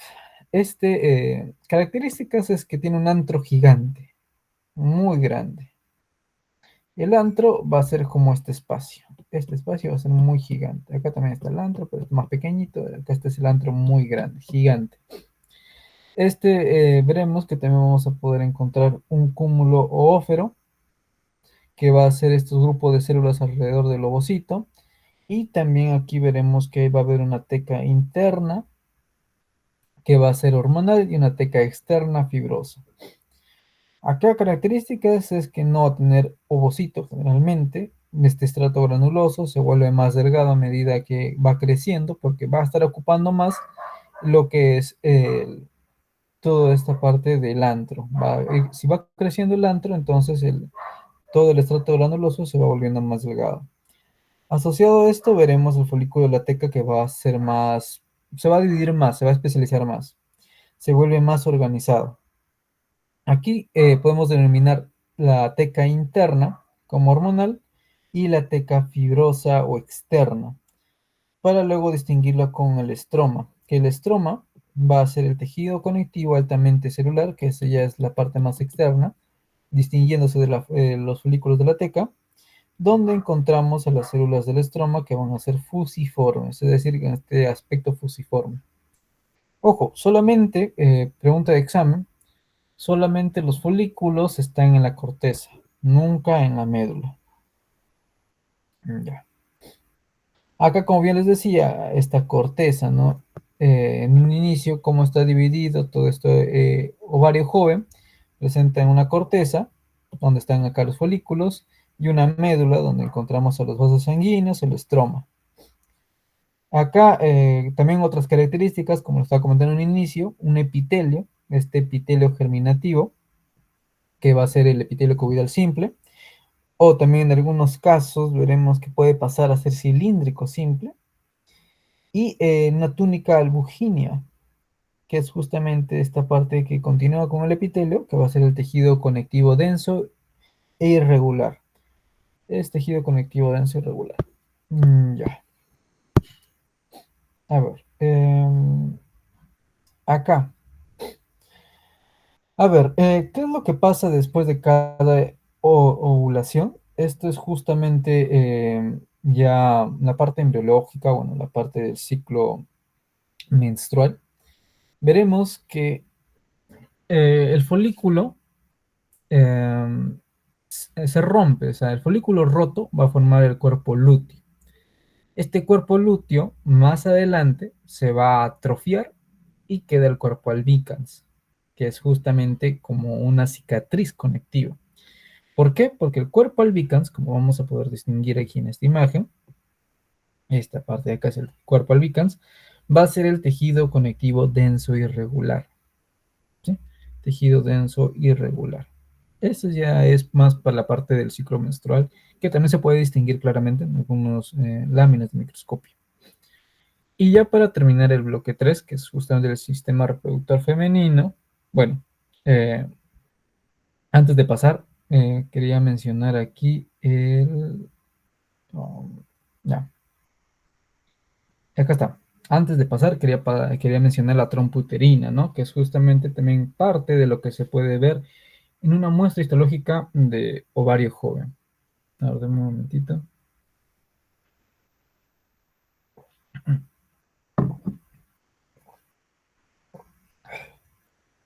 Ya. En la trompa uterina vamos a poder diferenciarla porque esta va a ser más vascular. Es decir, a simple vista, si ustedes se ponen a ver, vamos a poder distinguir que tiene más puntos rojitos, es decir, más vasos sanguíneos. Es por eso que va a ser más vascular. Eh, Aparte de esto, va a tener con cuatro estructuras. Primero un epitelio, luego una lámina propia, una capa muscular y luego una adventicia. El epitelio va a ser un epitelio cilíndrico ciliado, va a ser mucosecretor, una lámina propia donde vamos a poder distinguir algunos vasos sanguíneos, una capa muscular desordenada, porque aquí va a ser cile, no va a ser celi, sino cile. Normalmente nosotros asociamos que era celi, circular interna, longitudinal, circular externa, longitudinal interna. Acá va a ser al revés, va a ser cile, circular interna, longitudinal externa. Muy bien. Y también veremos que ya finalizando encontramos el adventicio. Esto para mencionarlo nada más, tal vez no le pregunten, pero es bueno reconocer también algunas estructuras de paso que vemos el ovario joven.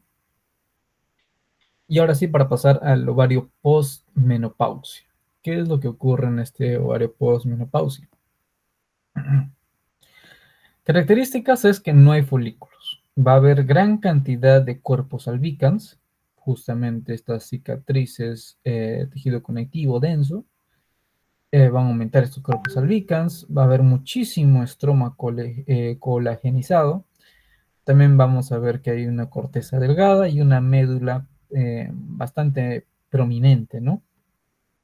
Acá ya a simple vista vamos a poder encontrar a los cuerpos albicans. Eh, Acá vamos a poder distinguir también tres estructuras. Acá la corteza, ¿no? Esta corteza, también la médula y el hilio ovárico. Como bien dije, la médula va a ser más prominente que la corteza. Acá vamos a poder distinguir que todo esto va a ser la médula y la corteza ya va a ser los espacios más eosinófilos, más moraditos, por así decirlo. Es por ello que vemos que va a haber características claves que va a tener una médula más prominente. Eh, Acá vamos a poder distinguir dentro de los cuerpos albicans. Este es un zoom a un cuerpo albicans, si no me equivoco. Sí, creo que sí. Sí, sí, así es. Sí, así está bien. Vamos a poder distinguir acá algunas fibras de colágeno, unos fibroblastos. Dato importante para examen es que el ovario postmenopáusico tiene fibrosis marcada y una ausencia de una estructura folicular. Es por eso que vamos a encontrar esta médula más prominente y también va a haber gran cantidad de cuerpos albícanos. Eso sería todo en la parte de acá, de cuerpo. Ya. Ahora, si puedes cortarlo, José, de nuevo, para pasar a sistema reproductor masculino, que ya va a ser el último tema. A ver, luego, a ver. Sí, Jesús, ¿tienes alguna pregunta? Hola Leo, sí, buenas tardes.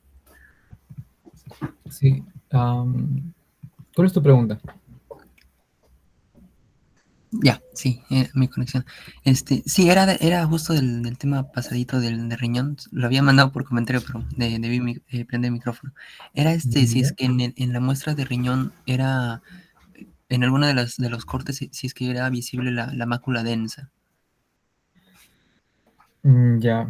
A ver, la mácula densa. En las láminas que nosotros podemos observar, que seguramente ustedes también del microscopio o del Paper Center, no se va a poder identificar como tal la mácula densa. Solamente vamos a poder distinguir sus componentes. Tú sabes que la mácula densa va a estar compuesta por este corpúsculo renal y también un segmento del túbulo contorneado distal. Es por ello que en las imágenes de riñón, en estas láminas histológicas, no vamos a poder reconocerlo como tal, todo lo que es la mácula densa, sino solamente algunas cosas, como el corpúsculo renal, o sea, el glomérulo, y también un segmento del túbulo contorneado distal, que es justamente, acá está el corpúsculo renal, está el glomérulo, y acá una parte del túbulo contorneado proximal. ¿Qué es lo que pasa? O sea, ¿por qué no se puede identificar muy bien la mácula densa? Es que en sí, la mácula densa, al ser un poco más específica o tener más funciones, es un poco más de trabajo poder distinguirla. No sé si con eso te respondí tu pregunta. Sí, sí, Leo, gracias. Aquí, listo. Además que la mácula densa, si es que en algunos casos se puede observar, va a tener un aspecto más compacto, ¿sí? Un compacto típico. Ya, listo. Ahora, yéndonos ya al último tema, que va a ser el sistema reproductor eh, masculino, vamos a tener lo siguiente. El sistema reproductor masculino, estos van a va a estar constituido por órganos formadores, que van a ser en sí los gametos, el semen, y también por otra parte conducción. La parte de conducción del semen es para que salga al exterior en momento del acto sexual. Es decir, el sistema reproductor masculino va a tener dos grandes funciones. Formar gametos, es decir, estos espermatozoides, que surge todo eso en el testículo, que veremos en un momento. Y la otra función, conducir, madurar y expulsar el semen. Esto veremos que está constituido por el epidídimo, por los conductos, por las glándulas accesorias y también por el pene. Muy bien. Va a ser muy importante reconocer los epitelios y capas moleculares, además de sus células específicas, para ver cómo surge todo este trayecto.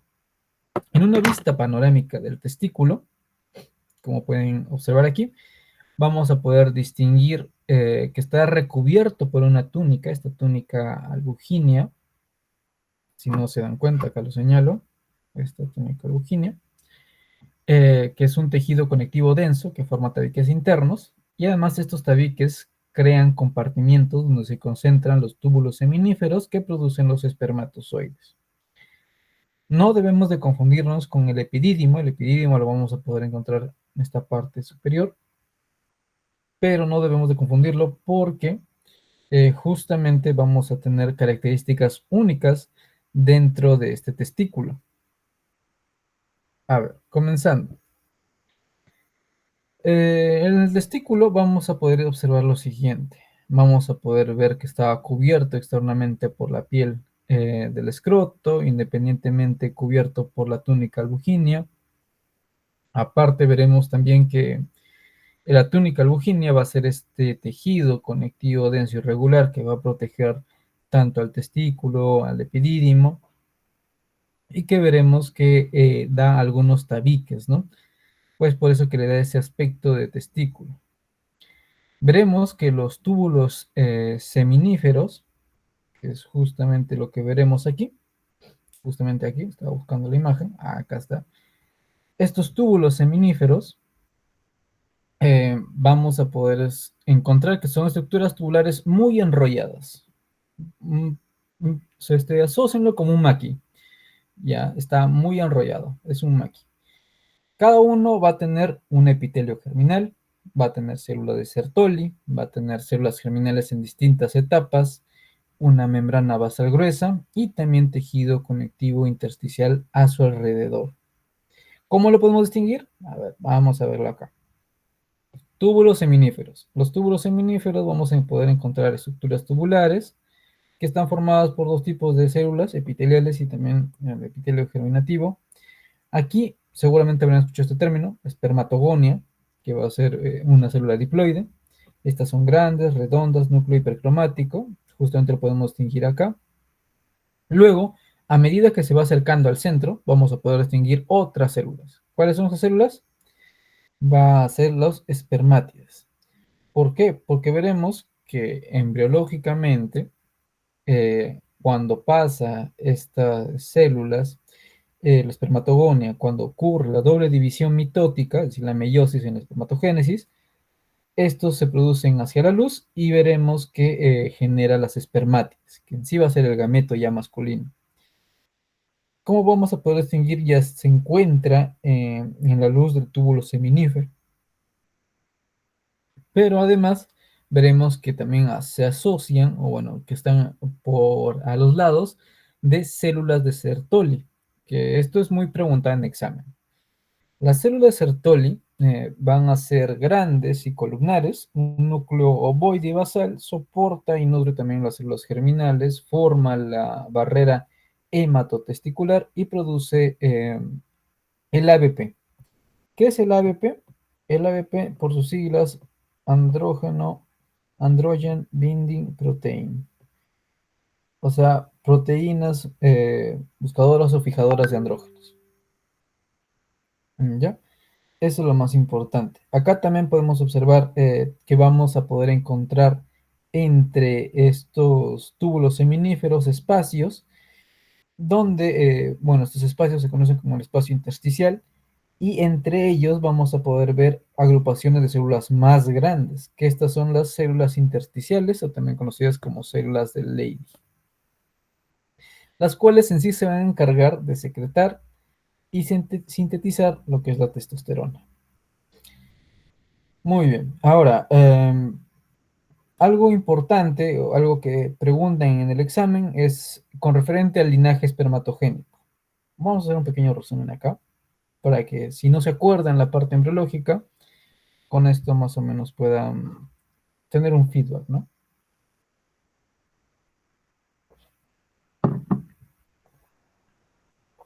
A ver, vamos a poner que este va a ser nuestro túbulo seminífero y que acá vamos a poder encontrar una célula, luego otra célula, luego otra célula, luego otra célula que está más ya en la luz, toda esa parte de la luz. ¿Cuál es la primera célula que vamos a poder encontrar acá? Vamos a tener 1, esto va a ser 2, esto va a ser 3 y esto va a ser 4. Ya. La primera va a ser las espermatogonias.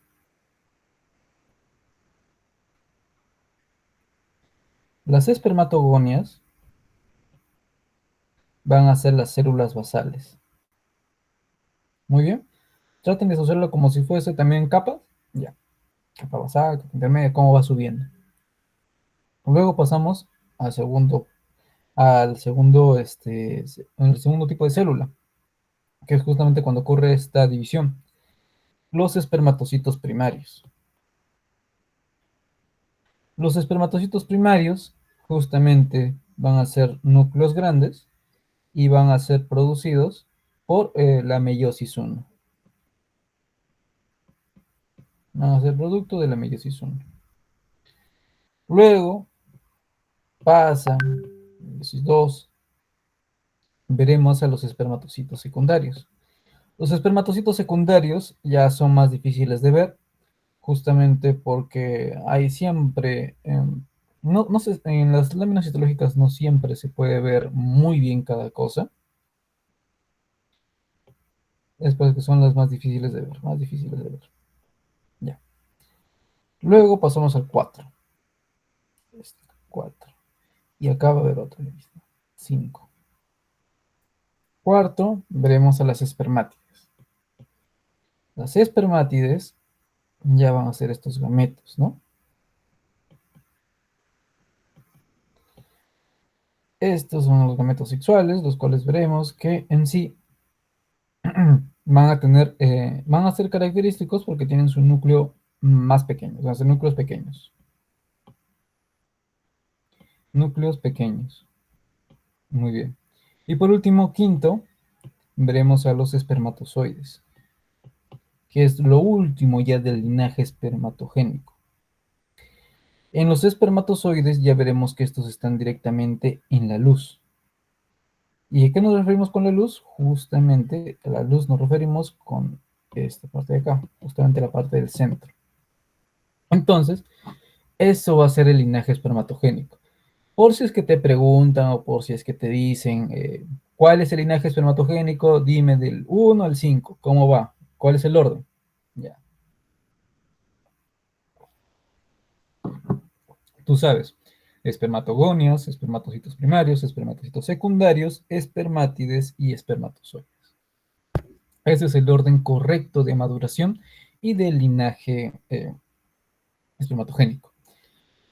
Ya. De nuevo, bueno, algo tal vez mencionable de las células de Leydig es que aparte de ser estas células grandes y eosinofílicas, veremos que producen la testosterona y que esta va a estar regulada, que me falta mencionar,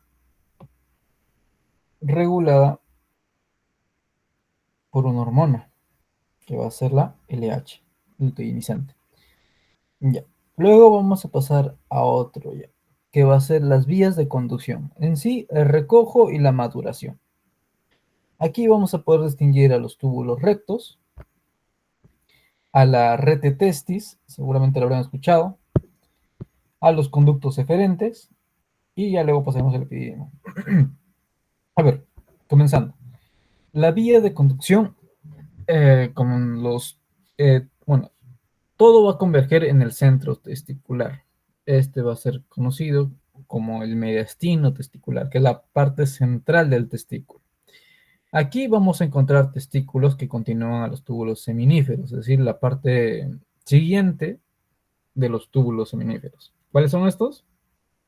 Los túbulos rectos. Estos van a ir desapareciendo, justamente van a ir los espermatogones desapareciendo. Acá son, te va a haber células de Sertoli y vamos a ver que son más alargados.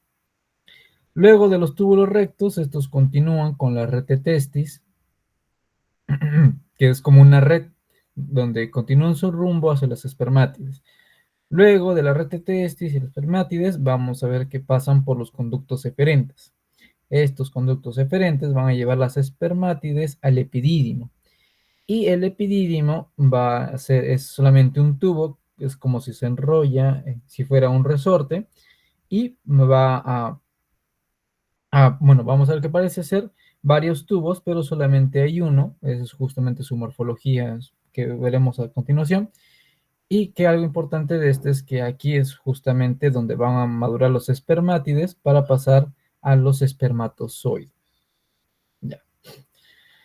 A ver, en la parte histológica, ¿qué podemos mencionar de la parte histológica de esta parte de los túbulos rectos? En los túbulos rectos vamos a poder ver que van a ser aquellos que conectan con los túbulos seminíferos a la red de testes. Estos van a tener un epitelio cúbico simple. Acá casi no hay células germinales. Luego, en la red de testis, que es justamente su nombre, va de una red, dibujo de tipo red. Estos aquí veremos que son espacios anastomosados que van a tener un epitelio cúbico simple. Y estos se van a encargar en sí de transportar las espermátides, es decir, los espermatozoides inmaduros, a los conductos eferentes para que estos puedan llegar al epidídimo y así puedan madurar y ser un espermatozoide maduro. Los conductos eferentes, como bien dije, van a ser aquellos que llevan los espermatozoides inmaduros a justamente el epidídimo para que puedan madurar. Este de aquí va a tener un epitelio muy característico. Los conductos eferentes, como veremos más adelante, seguro, estos van a tener células cilíndricas ciliadas, va a tener células cúbicas no ciliadas y su lumen va a ser ondulado, un aspecto serruchado. Algo interesante es que son el único segmento con epitelio ondulado, o sea que es justamente este epitelio, el serrucho, es justamente lo que se puede distinguir a diferencia de otros.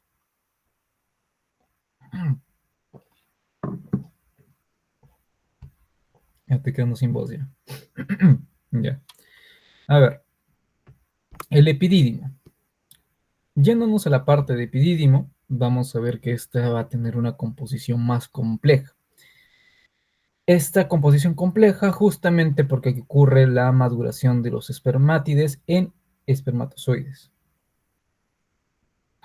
Aquí veremos que ocurre, bueno, funciones importantes de esto es que va a haber la maduración de los espermatozoides, la adquisición de su motilidad y un almacenamiento en justamente la cola, ¿no?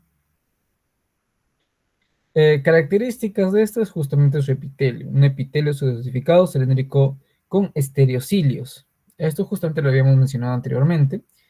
Los estereocilios, que no, no son cilios reales, solamente son aquellos pequeños fragmentos, ¿no?, que le permiten el movimiento. Veremos también que va a tener una membrana basal, justamente para que se soporte aquí el epitelio. Vamos a ver que hay este músculo liso, una capa fina, es decir, va a haber una capa muscular lisa alrededor que se va a transformar siendo fina hacia, va a ser de fina y va a pasar a ser gruesa hacia la cola. Muy bien. Dentro de este epidídimo, justamente vamos a poder encontrar a las espermátides en maduración. Justamente encontramos acá la capacitancia. Aquí el espermátide del túbulo seminífero adquiere movimiento y va a madurar. ¿De acuerdo? Va a madurar. Un dato importante, o tal vez que me acabo de recordar de los estereocilios, que es un nombre muy conocido, es que los estereocilios van a ser como unos cilios porque justamente aumentan la absorción y la secreción. Muy bien, eso es lo más importante de aquí. Ya, ahora, estos van a adquirir, la espermátide adquiere movimiento y madura, se almacena en la cola del epidídimo, justamente veremos más adelante, o bueno, en la parte anatómica, ustedes también sabrán cuál es la cola del epidídimo. Em, Además, que veremos que aquí se almacenan los espermátides y salen en el movimiento, en el momento de la eyaculación, ¿no? Aquí ya los espermatozoides van al conducto deferente, que es justamente la siguiente lámina. Ahí está.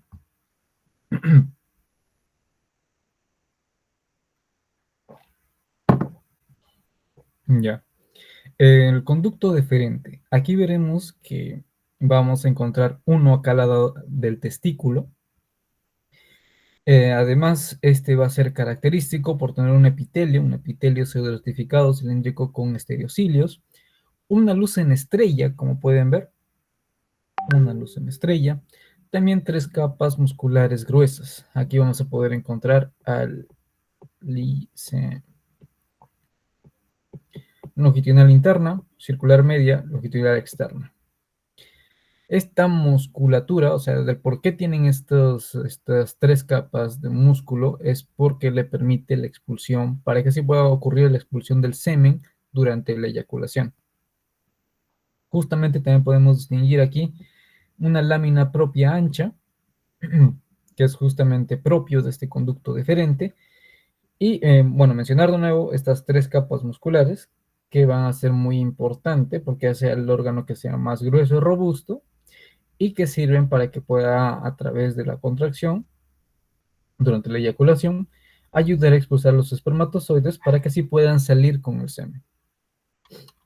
Muy bien, y luego ya después de esto, vamos al conducto eyaculador, que es justamente lo que nos va a interesar más.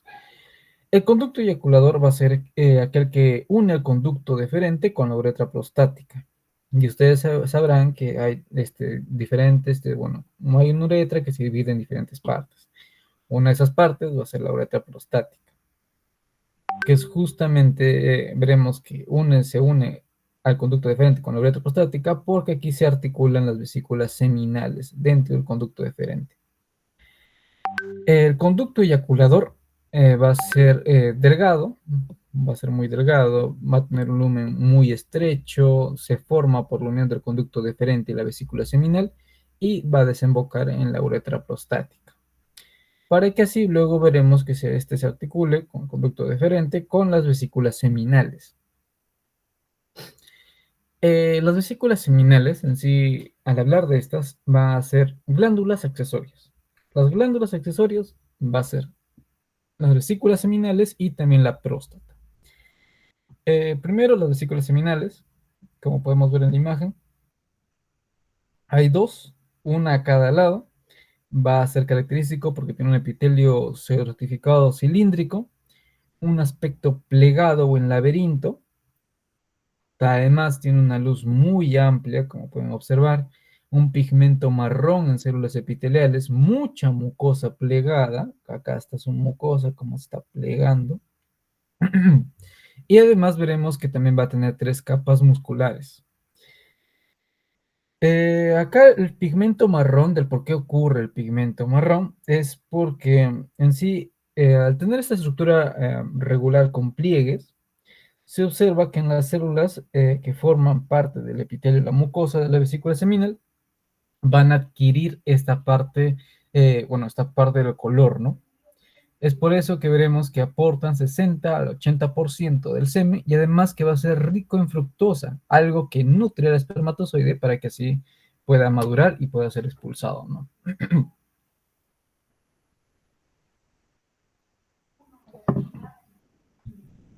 Ya muy bien. Acá, de nuevo, recordar estas tres capas de músculo liso que le estaba comentando, que al igual en el conducto deferente sirven para justamente en sí poder expulsarlo, ¿no? Se va a contraer durante la eyaculación y se va a poder expulsar. Acá 60% o 60-80% del semen lo proporcionan las vesículas seminales, predomina la fructosa, como bien les comentaba, que sirve para alimentar a los espermatozoides y además veremos que va a tener una pequeña lámina propia, que es propio del tejido conectivo que va a haber a su alrededor. Muy bien. Luego de esto, las vesículas seminales. Las vesículas seminales que estaba mencionando, a través el conducto eyaculador, van a unirse al conducto eferente y desencadenan en la uretra prostática. Justamente la glándula, veremos la glándula, la próstata. Esta es una glándula única, que es justamente muy necesaria en el cuerpo y en el organismo, para todo lo que es la reproducción y así. Ya.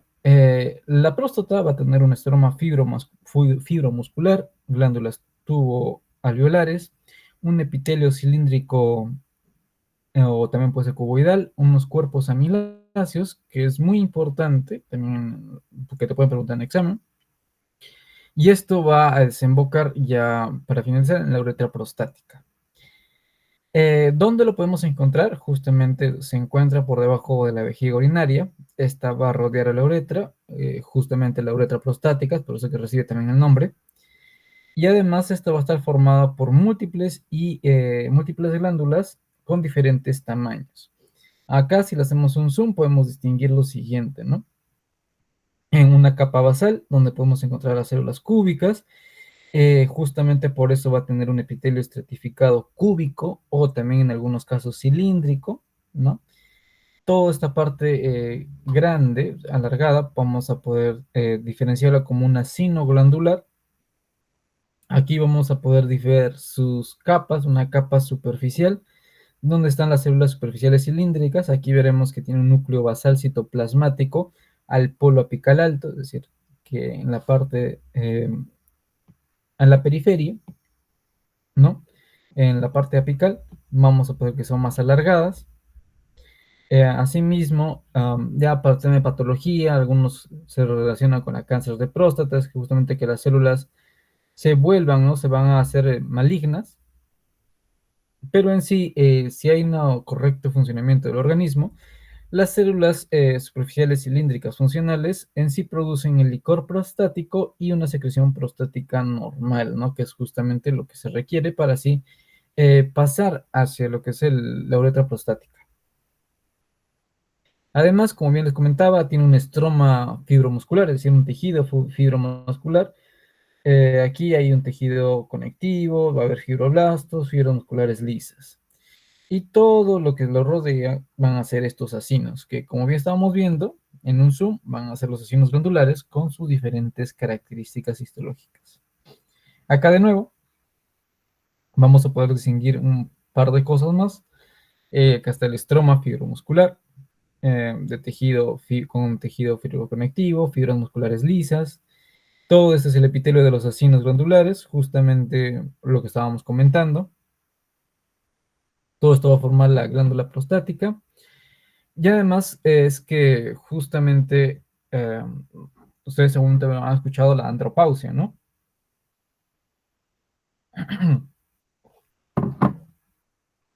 Que es como igual que las mujeres que tienen su menopausia, los hombres tenemos la andropausia. Que es que conforme tenemos más edad, tanto el licor prostático, la secreción prostática, se pueden quedar dentro del acino, formando así estructuras basófilas, las cuales van a hacer daño a nuestro organismo, ya para que así no podamos reproducirnos. Pero algo interesante es que esto ocurre en los hombres, ya ocurre aproximadamente a los 70 o más o menos así. Es por eso que nosotros podemos reproducirnos y así. Ya. Por otro lado, veremos a los cuerpos amiláceos, que es justamente muy preguntado en el examen. Esta es una condensación y deshidratación del líquido prostático, va a ser muy abundante y entre más edad tiene, va a ser más abundante.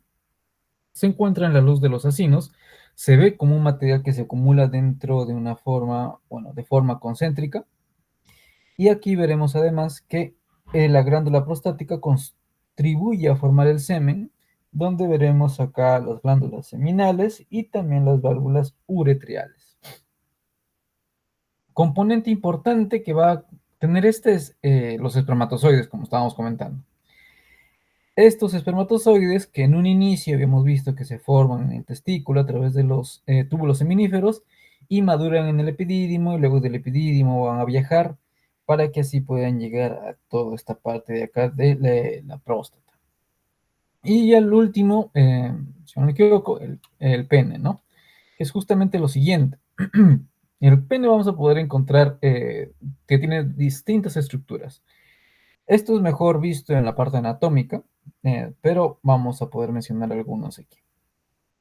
Bueno, esas partes, como ustedes conocerán, son los cuerpos cavernosos, que son dos, un cuerpo esponjoso, que es justamente lo que rodea a la uretra peniana, que es uno nada más, una túnica albuginea, que es gruesa y va a ser que está más en las partes cavernosas, y va a ser delgada en el cuerpo esponjoso.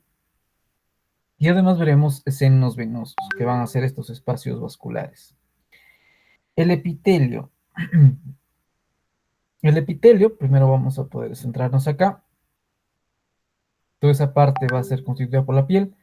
Tiene un epitelio o en el prepucio, va a tener un epitelio plano estratificado no queratinizado, pero ya cuando llega en la parte de pene, es un epitelio plano queratinizado estratificado, ¿no? O sea, plano estratificado. Muy bien. En cambio, la uretra peniana va a ser solamente un epitelio pseudocertificado y como más adelante veremos las glándulas de Littré, va a ser una secreción mucosa. Ya.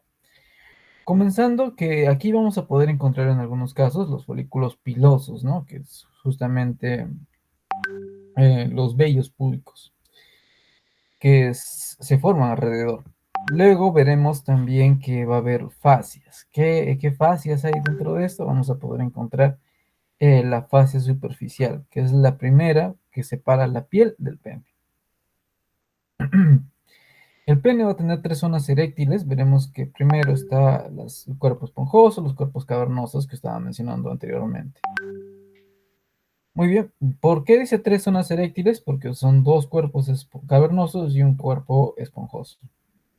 Luego veremos que la túnica albuginea, que es justamente ya lo que sigue después de la fascia superficial, es constituida de tejido conectivo. Asimismo, por si es que no pueden distinguirlo muy bien, acá hay una imagen donde se puede distinguir los dos cuerpos cavernosos y también el único cuerpo esponjoso que hay. Ambos van a estar rodeados por túnica albuginea, pero como pueden ver, esta es más gruesa, este margen rosado que se lo sigue es más grueso en los cuerpos cavernosos que en el cuerpo esponjoso, donde veremos una pequeña nada más lámina. Ya. Acá, para poder observar un poco más de los cuerpos cavernosos que hay dentro de estos, vamos a poder ver arterias. Una arteria central del pene, que es justamente la que proporciona la sangre. Aquí se puede distinguir una nada más. Vamos a poder también ver los senos vasculares, que son espacios vasculares donde se llena la sangre por segundo. Además que veremos que dentro de estos, bueno, al costado o entre ellas, hay un cordón. ¿Qué es el cordón? Es que es la separación de los senos. Estos en sí veremos donde hay tejido conectivo y músculo liso y entonces se contrae y expulsa la sangre para la relajación del pene. Luego veremos que también vamos a poder encontrar otro tipo de vasos, que va a ser las arterias helicinas. Primero es las arterias helicinas, luego estos espacios vasculares se van a llenar, entonces veremos que esto va a ser lo que continúa. Una vez que se llena, veremos que como producto fisiológico, como lo que podemos observar, es que esto va a permitir la erección del pene, para que luego, después de un momento, se pueda relajar. Ya, muy bien. Creo que eso sería todo por la parte de unidad 3, unidad 4. Algunas preguntas ya de este tema de sistema reproductor masculino, tal vez para que les ayude, es que ¿dónde se producen los espermatozoides? Es en los túbulos seminíferos. ¿Dónde maduran y adquieren motilidad? Es decir, ese movimiento epidídimo. ¿Qué estructura tiene luz estrellada? Conducto deferente. ¿Qué glándula tiene más cuerpos amiláceos? Próstata. Y por último, ¿qué aporta la vesícula seminal? Es que esta va a tener fructuosa para nutrición del espermatozoide. Ya chicos, eso sería todo por mi parte. Ya les he dictado las últimas 3 clases que nos faltaban. Ya, si tienen alguna duda, me pueden escribir al interno. Más bien, perdón por no hacer las clases anteriormente, estaba un poco ocupado, también enfermo. Pero ya creo que para los que están aquí o tal vez para los que van a ver el video les pueda servir. Bueno chicos, eso sería todo. José, ¿grabaste todo? Confírmame. José, Billón Delgado.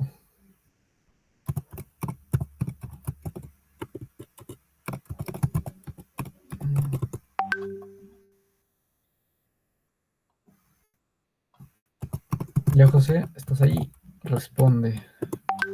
Te invoco con la Ouija. Ya bueno chicos, eso sería todo. Ya se pueden estar retirando. Más bien, muchas gracias por estar aquí. Si tienen alguna pregunta, no duden en escribirme por interno.